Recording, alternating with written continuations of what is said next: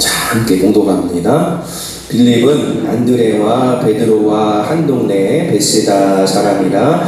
빌립이 나다나엘을 찾아 이르되 모세가 율법에 기록하였고 여러 선지자가 기록한 그 일을 우리가 만났으니 요셉의 아들 나사렛 예수니라. 나다나엘이 이르되 나사렛에서 무슨 선한 것이 날 수 있느냐? 빌립이 이르되 와서 보라 하니라. 아멘.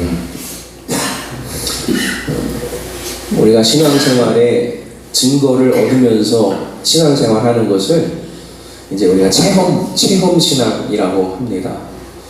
근데 체험적인 신앙생활이 그것도 중독이 되면 그것도 좀 위험한 것이지만, 그러나 신앙생활에서 예수님이 살아계시고 하나님이 계시고 성령님이 역사하신다는 것을 반드시 체험을 해야 돼요. 거기 중독이 되면 안 되지만, 중독이 되면 어떤 현상이 나타나냐면, 와서 보라 여기 예수님이 있다 그럼 그걸로 쪼르륵 하고, 와서 보라 이번엔 이쪽에 예수님이 있다 그럼 또 그쪽으로 쪼르륵 가는, 머리를 디밀고 다니는 신앙생활이 됩니다. 아무데나 알 수밖에 되고 아무 영이나 덜컥덜컥 만나게 되는 그런 안타까움을 만나게 돼요. 그런데 오늘 빌립을 보니까 예수님이 빌립을 만나주셨어요. 그래서 메시아를 자기가 만났다는 확신을 갖게 됩니다. 그러면 나타나는 현상이 무엇이냐면 반드시 전한다는 거예요. 반드시 전합니다. 예수를 만난 사람은 예수를 전합니다. 그래서 내가 혹시 막 복음의 열망에, 그런 사람들이 다들 외향적이거나 내향적이거나 성격의 차이는 있겠죠. 예수를 전할 때 막 힘있게 막 강하게 전하는 그런 외향적인 사람도 있는가 하면 아주 세심하게 또 그가 감동받을 수 있게 예수 만날 수 있게 준비해서 예수를 소개하는 경우도 있고, 모양적인 모습은 여러 가지가 있을 수 있겠지만 반드시 예수를 어쨌든 전한다는 거예요. 만나면 전하게 되어 있습니다. 그래서 오늘 빌립이 내가 먼저 메시아를 만난 다음에, 당신 나사렛 출신 예수신데 당신이, 내가 보기에 완전히 예언자의 말씀이 이루어진 당신이 메시아가 맞군요. 만났어요. 만나니까 뛰어들어가서 가장 친한 친구, 내가 가장 사랑하는 나다나엘을 만나서 메시아를 소개하게 되더라는 거예요. 우리에게도 그런 복음이 우리 안에 있고 그 복음을, 예수를 전할 수 있는 그런 은혜가 우리에게 반드시 있게 되기를 주님의 이름으로 축원합니다. 그러니 거꾸로 또 생각을 해보면, 내가 예수를 전하지 않는 이유가 뭘까? 내 안에 예수 구원받는 그 기쁨이 사라져버렸기 때문이에요. 그럼 전하지 않아요.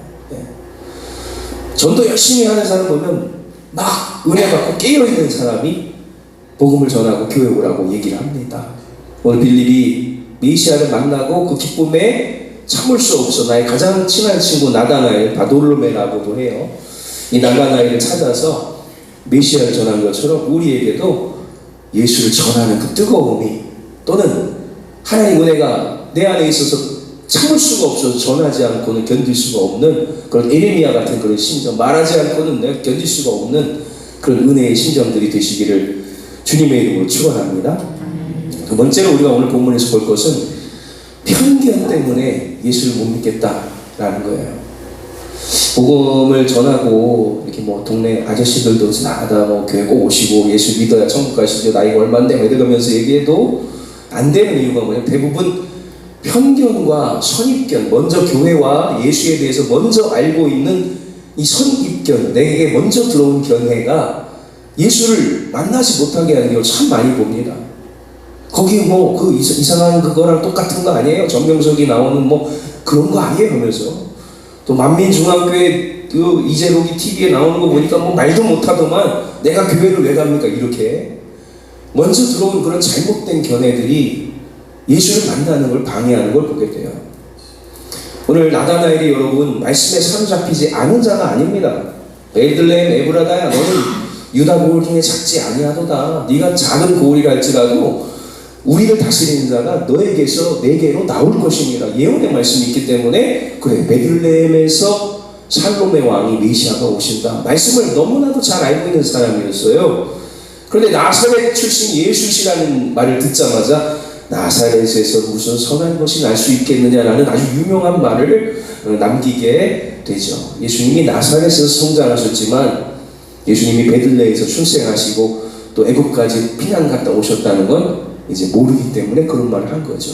그때 중요한 것이 뭐 그런 선입견을 어떻게 깨뜨려 줄 수 있고, 교회 오십시오. 너무 좋습니다. 영혼을 구원합니다. 천국이 예비됩니다. 예수를 믿으세요라고 전할 때 선입견으로 나는 믿지 않겠어라고 말하는 사람에게 어떻게 그 마음을 깨뜨려 줄 수 있는가. 오늘 말씀을 보니까 와서 보랍니다. 똑같습니다. 와서 보는 겁니다. 예수를 구경하는 게 아니라 예수를 만나는 거예요. 오늘날 예배들이 자꾸만 들어버리고 끝나고 보고 끝나는 예배로 바뀌어요. 자꾸만. 예배는 드리는 것인데 하나님을 만나고 하나님께 나의 찬양을 드리고 나의 간절함을 드리고 설교 말씀으로 말씀하실 때 나의 감동을 하나님께 아멘으로 드리는 것인데, 보는 예배로 언제부턴가 한 90년대 후반대부터 변해버렸어요. 즐겨요. 소비한다고요. 목사님이 어떤 설교를 하고 어떤 예화가 웃기는 얘기를 하는가 듣고 소비하고, 찬양단 실컷 찬송 부르고 나면 후와 땀이 흐르면서 시원해. 그냥 내 마음이 좋아. 소비하는, 보는 예배가 되고 듣는 그런 예배가 되어버렸어요. 드려야 하는데, 드리는 예배가 되어야 하는데, 오늘 예수를 와서 보라는 이 빌립의 초청은 예수를 와서 구경하라는 얘기가 아닙니다. 그의 말씀을 듣고 그가 메시아이심을 만나라는 얘기입니다. 예수를 만나야 합니다.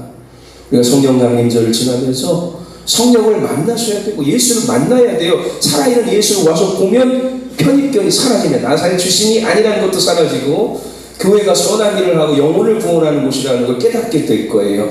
예수를 반드시 만나야 합니다. 그런 빌립이 되셔서 내 주변에 있는 이 나다나엘들에게 와서 보라, 와서 예수를 만나봐라, 예수를 만나도록 전도하고 복음 증거할 수 있는 우리 모두가 그들의 선입견을 깨트려주는 은혜의 백성들이 되시기를 주님의 이름으로 간절히 축복합니다. 아멘.